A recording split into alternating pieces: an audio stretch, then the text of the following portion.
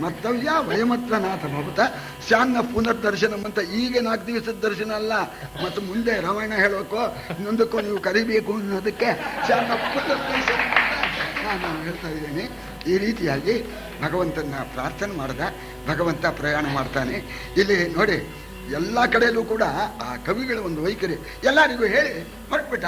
ಪರಮಾತ್ಮ ಅಂದ್ರೆ ಸ್ವಾರಸ್ಯ ಆಗತ್ತೆ ಅಂದ್ರೆ ಧರ್ಮರಾಜನಿಗೆ ಹೇಳ್ದ, ಭೀಮನಿಗೆ ಹೇಳ್ದ. ಏನ್ರಿ ಭೀಮನಿಗೆ ಹೇಳ್ದ? ಅದನ್ನು ಒಬ್ಬರಿಗೆ ಒಟ್ಟಿಗೆ ಹೇಳಿ ಅಂದ್ರೆ ಬೇರೆ ಬೇರೆ ಮಾತಲ್ಲಿ ಹೇಳ್ಬೇಕು ಅಂದ್ರೆ ಹೇಳಿದಾಗ್ಲೇ ಅರ್ಥ, ಪದಗಳು ಬೇರೆ ಬರಬೇಕು.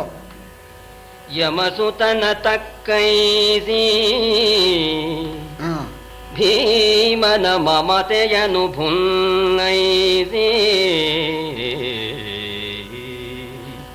ಯಮಸುತನ ತಕ್ಕೈಸಿ ಭೀಮನ ಮಮತೆಯನು ಭುನ್ನೈಸಿ, ಪಾರ್ಥನ ನಮಿತ ಮಕುಟವನೆಗಹಿ ಪುಳಕಾಶ್ರುಗಳ ಪೂರದಲ್ಲಿ ಯಮಲರನು ಬೋಳೈಸಿ, ರಾಯನ ರಮಣಿಯನು ಸಂತೈಸಿ,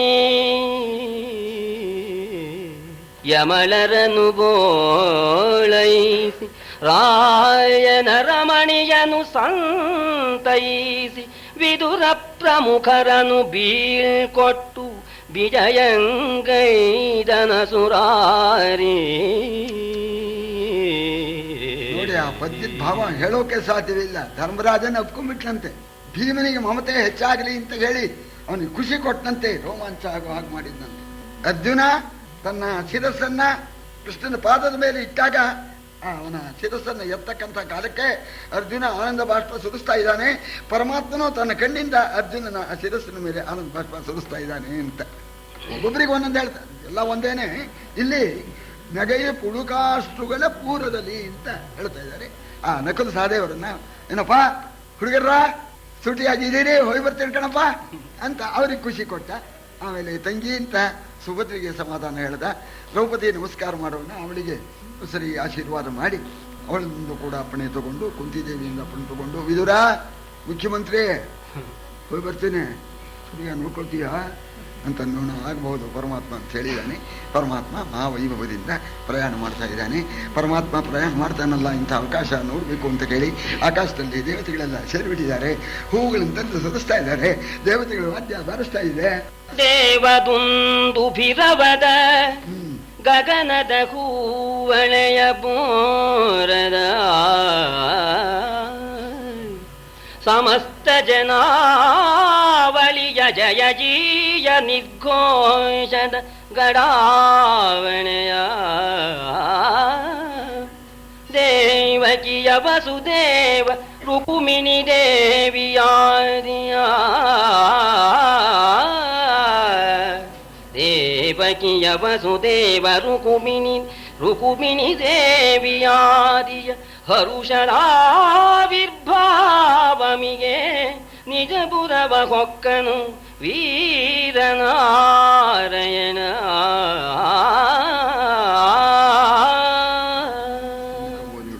ದೇವವಾದ್ಯಗಳನ್ನು ಬಾರಿಸ್ತಾ ಇದ್ದಾರೆ, ದೇವಲೋಕದ ಹೂವುಗಳನ್ನು ಸುರಿಸ್ತಾ ಇದ್ದಾರೆ.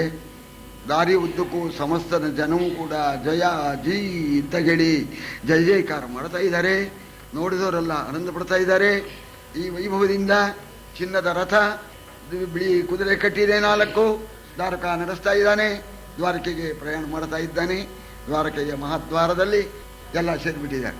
ರುಕ್ಮಿಣಿ ಮೊದಲಾದ ರಾಣಿಯರು, ದೇವಕಿ ವಸುದೇವರು ಎಲ್ಲ ಬಂದಿದ್ದಾರೆ. ಎಲ್ಲ ನೋಡಿದಂತೆ ಇಳಿದಿದ್ದಾನೆ. ಸರಿ, ಎಲ್ರಿಗೂ ಸಂತೋಷ ಉಂಟು ಮಾಡಿದ್ದಾನೆ. ದ್ವಾರಕಾಪಟ್ಟಣಕ್ಕೆ ಭಗವಂತ ಪ್ರವೇಶ ಮಾಡಿದ್ದಾನೆ ಅಂತ ಕೊನೆ ಪದ್ಯನ 2 ಸಲ ಓದಬೇಕು ಅಂತ ಹೇಳ್ತಾರೆ. ಇದೊಂದು ಪದ್ಧತಿ. ದೇವದುಂದುಭಿರವದ ಗಗನದ ಹೂವಳೆಯ ಬೋರದ ಸಮಸ್ತ ಜನಾವಳಿಯ ಜಯ ಜೀಯ ನಿರ್ಘೋಷದ ಗಡಾವಣೆಯ ದೇವಕಿಯ ವಸುದೇವ ರುಕುಮಿನಿ ದೇವಿಯಾದಿಯ ಹರುಷದಾವಿರ್ಭಾವಮಿಗೆ ಹರುಷದಾವಿರ್ಭಾವಮಿಗೆ ನಿಜಪುರವ ಹೊಕ್ಕನು ವೀರನಾರಾಯಣ.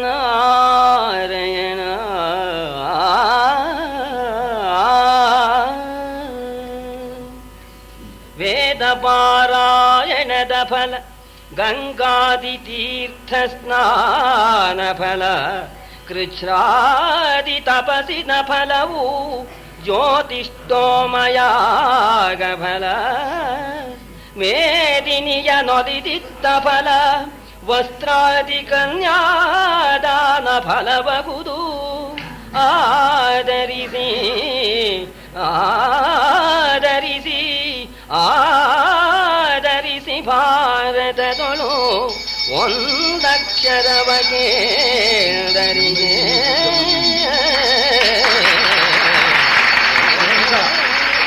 ದಯವಿಟ್ಟು ಒಂದೇ ಒಂದು ನಿಮಿಷ ಒಂದು ಪದ್ಯ ಓದಬೇಕಾಗಿತ್ತು, ಮರೆತು ಬಿಟ್ವಿ. ಸರ್ಪಯಾಗ ಮಾಡೋದು ಪ್ರಾರಂಭ ಮಾಡದ, ಅದಕ್ಕೆ ವಿಘ್ನ ಬಂತು, ಆಸ್ತಿಕ ಬಂದು ಪರಿಹಾರ ಮಾಡದ, ರೋಗ ಬಂದ್ಬಿಡ್ತು ಜನ್ಮೇಜಯನಿಗೆ. ಆಗ ವ್ಯಾಸರ ಹತ್ರ ಕೇಳದ, ಇದು ಪರಿಹಾರ ಆಗೋದು ಹೇಗೆ ಅಂತ. ನೋಡಪ್ಪ, ಸರ್ಪಯಾಗ ಮಾಡಿದ ಪಾಪ ಹೋಗಬೇಕು, ಇದಕ್ಕೆ ಭಾರತ ಶ್ರವಣ ಮಾಡುವಂತ ಪುಸ್ತಕ ಕೊಟ್ಟು ತಮ್ಮ ಶಿಷ್ಯನ ವೈಶಂಪಾಯನರನ್ನ ಭಾರತ ಶ್ರವಣ ಮಾಡಿಸು ಅಂತಂದ್ರು. ವೈಶಂಪಾಯನರು ಇದನ್ನ ಹೇಳಿದರು. ಜನ್ಮೇಜಯ ಕೇಳೋನು ವೈಶಂಪಾಯನರು ಹೇಳಿದರು ಅಂತ ಶುರುವಾಗತ್ತೆ. ಇದೆಲ್ಲ ಮುಗಿದ ಮೇಲೆ ಇಂತಹ ಮಹಾಭಾರತವನ್ನ ಕೇಳಿದ್ರಿಂದ ಸರ್ಪಯಾಗದಿಂದ ಉಂಟಾಗಿರ್ತಕ್ಕಂಥ ಸಮಸ್ತ ಪಾಪವು ಪರಿಹಾರವಾಯ್ತಂತೆ. ಕಣ್ಣು ಮುಂದೆ ಪಾಪ ಎಲ್ಲ ಹೋಗಿದ್ದು ಗೊತ್ತಾಯ್ತಂತೆ, ರೋಗ ಎಲ್ಲ ಹೋಯ್ತಂತೆ. ನೋಡಿದರೆ ಜನ್ಮೇಜಯನ್ನ ಆಕಾಶದಲ್ಲಿರ್ತಕ್ಕಂಥ ಭಗವಂತ ಸೂರ್ಯನಾರಾಯಣ ಯಾವ ರೀತಿ ಕಣ್ಣು ಕೂಗ್ತಾನೋ ಆ ಪ್ರಕಾರವಾಗಿ ಪ್ರಕಾಶಮಾನಾದ ಅಂತ ಭಾರತ ಕೇಳಿದರೆ ಅಂಥ ಫಲ ಉಂಟಾಗತ್ತೆ. ಸಮಸ್ತ ಪಾಪವೂ ನಾಶವಾಗತ್ತೆ, ಸೂರ್ಯನಾಗ ತೇಜಸ್ಸು ಬರುತ್ತೆ, ಮೇಧಾವಿಭೂಯಾಸಂ ತೇಜಸ್ವಿಭೂಯಾಸಂ ಅಂತ ಅದು ಎಲ್ಲ ಉಂಟಾಗತ್ತೆ. ಅಗ್ನಿ ಉಪಾಸನೆ ಮಾಡಿದರೆ ಹೇಗೋ ಹಾಗೆ ಭಾರತದ ಕೇಳೋದ್ರಿಂದ ಸಮಸ್ತ ಪಾಪವು ನಾಶವಾಗತ್ತೆ. ಆದ್ದರಿಂದ ಭಕ್ತರಾದ ತಮ್ಮಲ್ಲಿ ನನ್ನ ಪ್ರಾರ್ಥನೆ ಏನು ಅಂದರೆ, ಈಗ ಪಾಪದ ಶಬ್ದ ನೀವು ಹೇಳಬೇಡಿ. ಎಲ್ಲ ಭಾರತ ಕೇಳಿದ್ದೀರಿ, ನಮ್ಮ ಮೂರ್ತಿಗಳು ಓದಿದ್ದಾರೆ, ನಾವು ವ್ಯಾಖ್ಯಾನ ಮಾಡಿದ್ದೀನಿ, ನೀವೆಲ್ಲ ಕೇಳಿದ್ದೀರಿ. ಪಾಪ ಇಲ್ಲ, ಹೋಗ್ಬಿಟ್ಟಿದೆ, ಯಾರಿಗೂ ಇಲ್ಲ, ಶಂಕೆ ಇಟ್ಕೋಬೇಡಿ. ಪುನಃ ಏನಾದ್ರು ನಾಳೆ ಗೀಳೆ ಪಾಪದ ಸಂದರ್ಭ ಬಂದ್ರೆ ಕರೀರಿ ಮೂರ್ತಿಗಳನ್ನ.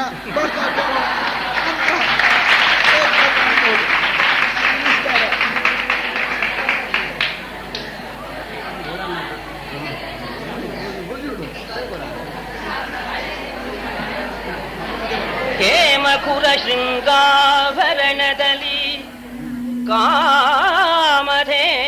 ಸಹಸ್ರ ಕಪಿಲಯ ಸೋಮ ಸೂರ್ಯ ಗ್ರಗಣದಲ್ಲಿ ಸುರ ನದಿಯ ತೀರದಲ್ಲಿ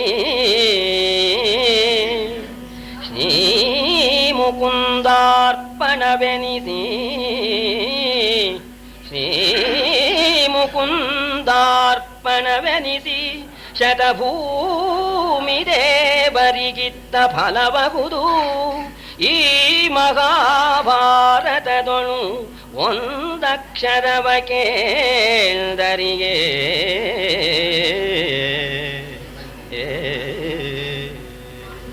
ಸ್ವಸ್ತಿ ಪ್ರಜಾಭ್ಯಃ ಪರಿಪಾಲಯಂತಾಂ ನ್ಯಾಯೇನ ಮಾರ್ಗೇಣ ಮಹೀಂ ಮಹೀಷಾಃ ಗೋಬ್ರಾಹ್ಮಣೇಭ್ಯಃ ಶುಭಮಸ್ತು ನಿತ್ಯಂ ಲೋಕಾಃ ಸಮಸ್ತಾಃ ಸುಖಿನೋ ಭವಂತು.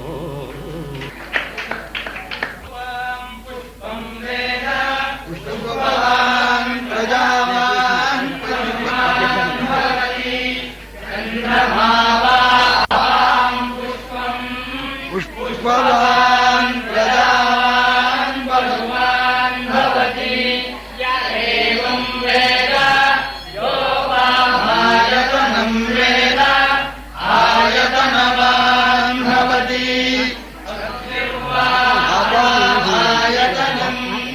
आयतनवान् भवति यो आयतनं वेद आयतनवान् भवति आपो वा अग्नेरायतनम् आयतनवान् भवति य एवं वेद यो वामायतनं वेद आयतनवान् भवति वायुर्वा अवामायतनम् आयतनवान् भवति यो वायोरायतनं वेद आयतनवान् भवति आपो वै वायोरायतनम् आयतनवान् भवति य एवं वेद यो वामायतनं वेद आयतनवान् भवति ಇದುವರೆಗೆ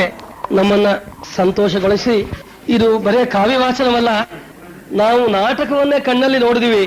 ಎಲ್ಲಾ ಪಾತ್ರಗಳು ಕೂಡ ಬಂದಿತ್ತು ಇದರಲ್ಲಿ ಅಂತಂದ್ರೆ ಖಂಡಿತ ತಪ್ಪಾಗೋದಿಲ್ಲ.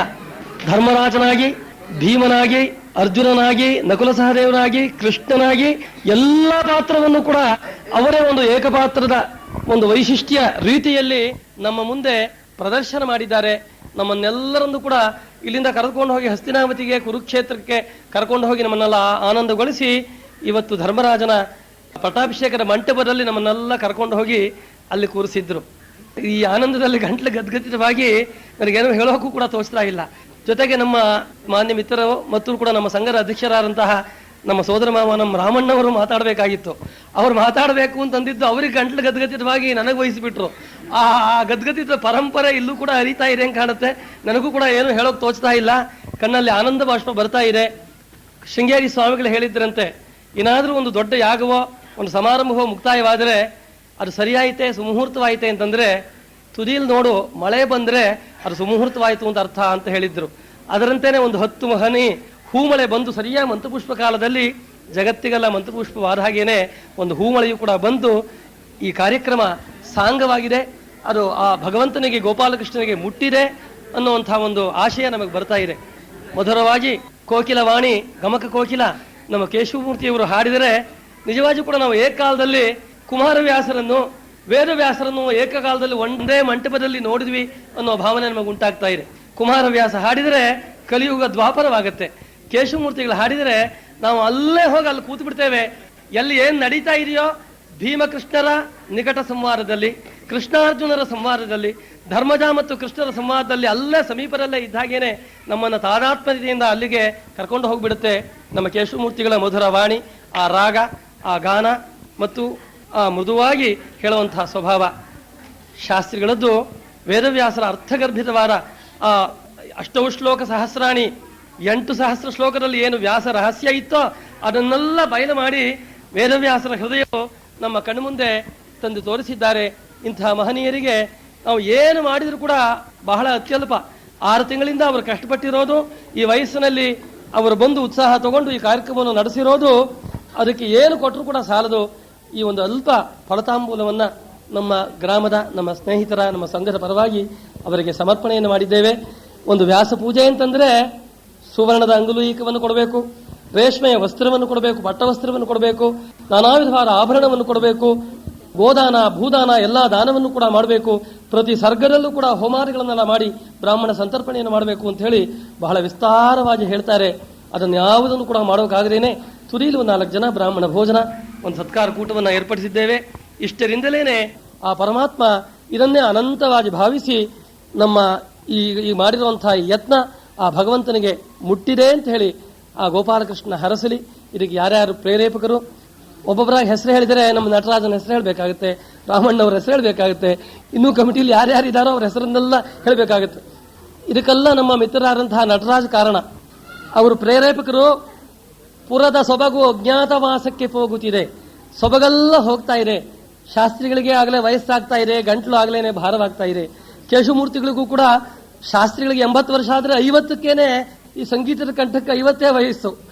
ಮುಂದೆ ಈ ಮೃದು ಮಧುರ ವಾಣಿ, ಈ ನಾದ ಮುಂದೆ ಸಿಕ್ಕೋದಿಲ್ಲ. ಅದು ಅಜ್ಞಾತವಾಸಕ್ಕೆ ಹೋಗೋದ್ರಲ್ಲೇ ಅದನ್ನು ನಾವು ಈಗಿನ ಯಂತ್ರಯುಗದಲ್ಲಿ ಬೇಕಾದ ಹಾಗೆ ಟೇಪ್ ರೆಕಾರ್ಡ್ ಬೇಕಾದ ಹಾಗೆ ಕಂಡುಹಿಡಿದಿದ್ದಾರೆ. ಅದನ್ನೆಲ್ಲ ನಾವು ಒಂದು ರೆಕಾರ್ಡ್ ಮಾಡಿಟ್ಕೊಂಡ್ರೆ ಮುಂದಿನ ಪ್ರಜೆಗಳಿಗೆ, ಮುಂದೆ ಭಾರತ ಅಭ್ಯಾಸ ಮಾಡೋವರಿಗೆ, ಜಿಜ್ಞಾಸುಗಳಿಗೆ, ಅರ್ಥಾನುವಾದವನ್ನು ಮಾಡೋವರಿಗೆ ಇದೊಂದು ಪ್ರಯೋಜನಕಾರಿಯಾದಂತಹ ಒಂದು ಸರಸ್ವತಿ ಭಂಡಾರವೇ ಆಗುತ್ತೆ ಅಂತ ಹೇಳಿ ನಮ್ಮ ಮಿತ್ರರಾದಂತಹ ನಟರಾಜ್ ಅವರು ಯೋಚನೆ ಮಾಡಿ ಈ ಕಾರ್ಯಕ್ರಮದ ಒಂದು ಯೋಜನೆಯನ್ನು ಹಾಕಿದರು. ಅದಕ್ಕೆ ನಮ್ಮ ಗೋಪಾಲ್, ಉಮೇಶ್ ಮತ್ತು ನಮ್ಮ ರಾಜಣ್ಣ ಇವರೆಲ್ಲರೂ ಕೂಡ ಅದಕ್ಕೆ ಸಹಕರಿಸಿದರು. ನಮ್ಮ ಅಧ್ಯಕ್ಷತೆಯನ್ನ ನಮ್ಮ ರಾಮಣ್ಣವರು ವಹಿಸಿಕೊಂಡ್ರು. ಕೇಶವಮೂರ್ತಿಯವ್ರನ್ನ ವಾಚನ ಮಾಡ್ತೀನಿ ಅಂತಂದ್ರು. ಬಾಕಿಯವರೆಲ್ಲ ನಾವು ಕೇಳಿ ಸಂತೋಷ ಪಡ್ತೀವಿ. ಇವಾಗ ವಕ್ತಾರ ಕಿಂಕರಿಷ್ಯಂತಿ ಯತ್ರ ಶ್ರೋತಾನ ವಿದ್ಯತೆ. ಕೇಳೋ ವಕ್ತೃಗಳು ಅನೇಕ ಜನ ಇರಬಹುದು, ಯತ್ರ ಶ್ರೋತ ಅಲ್ಲಿ ಏಕವಚನ ಹಾಕಿಬಿಟ್ಟಿದ್ದಾರೆ. ಕೇಳೋರು ಒಬ್ಬರು ಇಲ್ಲದೆ ಇದ್ರೆ ಹೇಳೋರು ಏನು ಮಾಡೋಕೆ ಸಾಧ್ಯ? ಊರಿನ ಜನಗಳೆಲ್ಲರೂ ಕೂಡ ರಾತ್ರಿ 9 ಗಂಟೆ ಆದರೂ ಕೂಡ ಸಕಾಲದಲ್ಲಿ ಬಂದು ಕೇಳಿ ನೀವೆಲ್ಲ ಆನಂದಿಸಿ ಪ್ರೋತ್ಸಾಹ ಕೊಟ್ಟು ಈ ಕಾರ್ಯಕ್ರಮ ಯಶಸ್ವಿಯಾಗುವ ಹಾಗೆ, ನಮ್ಮ ಶಾರದಾ ಭಂಡಾರ ಅದು ಉಳಿಯುವ ಹಾಗೆ, ಚಿರಕಾಲವೂ ಕೂಡ ಅದು ಇರೋ ಹಾಗೆ ನೀವೆಲ್ಲ ಇದಕ್ಕೆ ಪ್ರೋತ್ಸಾಹ ಕೊಟ್ಟಿದ್ದಕ್ಕೆ ನಿಮ್ಮೆಲ್ಲರಿಗೂ ಕೂಡ ಅನಂತವಾದ ಧನ್ಯವಾದವನ್ನು ಅರ್ಪಿಸಿ, ಬಹಳ ಹೊತ್ತಾಗಿರೋದ್ರಿಂದ ಈ ಮಾತನ್ನ ಇಲ್ಲಿಗೆ ನಾನು ಮೊಟಕುಗೊಳಿಸ್ತಾ ಇದ್ದೇನೆ. ಈಗ 6 ತಿಂಗಳಿಂದ ಸಮಗ್ರ ಕುಮಾರವ್ಯಾಸ ಭಾರತದ ವ್ಯಾಖ್ಯಾನವನ್ನು ಪೂಜ್ಯರಾದ ಶ್ರೀಮಾನ್ ಲಕ್ಷ್ಮೀಕೇಶವ ಶಾಸ್ತ್ರಿಗಳು ವಿದ್ವತ್ಪೂರ್ಣವಾಗಿ ನಡೆಸಿಕೊಟ್ಟು ನಮ್ಮೆಲ್ಲರನ್ನೂ ಸಂತೋಷಪಡಿಸಿದ್ದಾರೆ. ಅದಕ್ಕೆ ನಾವು ಅವರಿಗೆ ಗೌರವವನ್ನು ಸೂಚಿಸುವುದು ನಮ್ಮ ಕರ್ತವ್ಯ. ಅದರಂತೆ ನಾವು ಮಾಡಿರುವುದು ಸರಿ. ಇಂಥ ಸಂದರ್ಭದಲ್ಲಿ ನನಗೆ ಅವರ ಜೊತೆಯಲ್ಲಿ ವಾಚನ ಮಾಡಲು ಒಂದು ಅವಕಾಶವನ್ನು ನಮ್ಮ ಸಮಿತಿಯವರು ಕಲ್ಪಿಸಿಕೊಟ್ಟಿದ್ದು ನನ್ನ ಭಾಗ್ಯ. ಶಾಸ್ತ್ರಿಗಳಂಥವರ ಜೊತೆಯಲ್ಲಿ ವಾಚನ ಮಾಡೋದಕ್ಕೂ ಒಂದು ಯೋಗ ಬರಬೇಕು. ಯಾಕೆಂದರೆ ಎಲ್ಲರಿಗೂ ಅವ್ರ ಜೊತೆಯಲ್ಲಿ ವಾಚನ ಮಾಡೋಕ್ಕೆ ಸಾಧ್ಯವಾಗೋದಿಲ್ಲ. ಆದರೆ ನನಗೆ ಆ ಯೋಗ್ಯತೆ ಇದೆ ಅಂತಲ್ಲ, ಅವ್ರ ಜೊತೆಯಲ್ಲಿ ವಾಚನ ಮಾಡಿದ್ರಿಂದ ಮುಂದಾದರೂ ಆ ಯೋಗ್ಯತೆ ಬರಲಿ ಅಂತ ಇಂತಹ ಒಂದು ಅವಕಾಶವನ್ನು ನಮ್ಮ ಸಮಿತಿಯವರು ಕಲ್ಪಿಸಿಕೊಟ್ಟಿದ್ದಾರೆ. ಅದು ಒಂದು ನನ್ನ ಭಾಗ್ಯ. ಅದು ಅಲ್ಲದೆ ಈ ವರ್ಷದಲ್ಲಿ ನಮ್ಮ ಪೂಜ್ಯರಾದ ಮಾತುಶ್ರೀಯವರು ಸ್ವರ್ಗಸ್ಥರಾದ ವರ್ಷವಾದ್ದರಿಂದ ಇಂಥ ಒಂದು ಸಂದರ್ಭದಲ್ಲಿ ಸಮಗ್ರವಾದ ಕುಮಾರವ್ಯಾಸ ಭಾರತವನ್ನು ವಾಚನ ಮಾಡತಕ್ಕಂಥ ಒಂದು ಅವಕಾಶ ಸಿಕ್ಕಿದ್ದು ಒಂದು ಪುಣ್ಯ. ಇದರ ಪುಣ್ಯ ಫಲವು ಅವರಿಗೆ ಸಮರ್ಪಿತವಾಗಿ ಅವರಿಗೆ ಸದ್ಗತಿಯಾಗಲಿ ಅಂತ ಹೇಳಿಬಿಟ್ಟು ನಾನು ಪ್ರಾರ್ಥಿಸ್ತೇನೆ. ಅದಕ್ಕೋಸ್ಕರವಾಗಿ ನಾನು ವ್ಯಾಸ ಮಹರ್ಷಿಗಳಿಗೆ ಸಮಾನರಾದ ಪೂಜ್ಯರಾದ ಶಾಸ್ತ್ರಿಗಳವರಿಗೆ ಒಂದು ಕಿರುಕಾಣಿಕೆಯನ್ನು ನಾನು ಅರ್ಪಿಸ್ತೇನೆ. ಅವರು ದಯವಿಟ್ಟು ಪ್ರೀತಿಯಿಂದ ಸ್ವೀಕರಿಸಬೇಕು ಅಂತ ನಾನು ಪ್ರಾರ್ಥನೆ ಮಾಡಿಕೊಳ್ತೇನೆ. ಊರಿನವರೆಲ್ಲರೂ ಸಹ ನಮಗೆ ಪ್ರೋತ್ಸಾಹ ಕೊಟ್ಟು ಈ ಕಾರ್ಯಕ್ರಮಕ್ಕೆ ಬಂದು ನಡೆಸಿಕೊಟ್ಟಿದ್ದಕ್ಕೆ ನಾನು ಎಲ್ಲರಿಗೂ ಕೃತಜ್ಞನಾಗಿದ್ದೇನೆ. ಇಷ್ಟು ಹೇಳಿ ನನ್ನ 2 ಮಾತನ್ನು ನಾನು ಮುಗಿಸ್ತೇನೆ.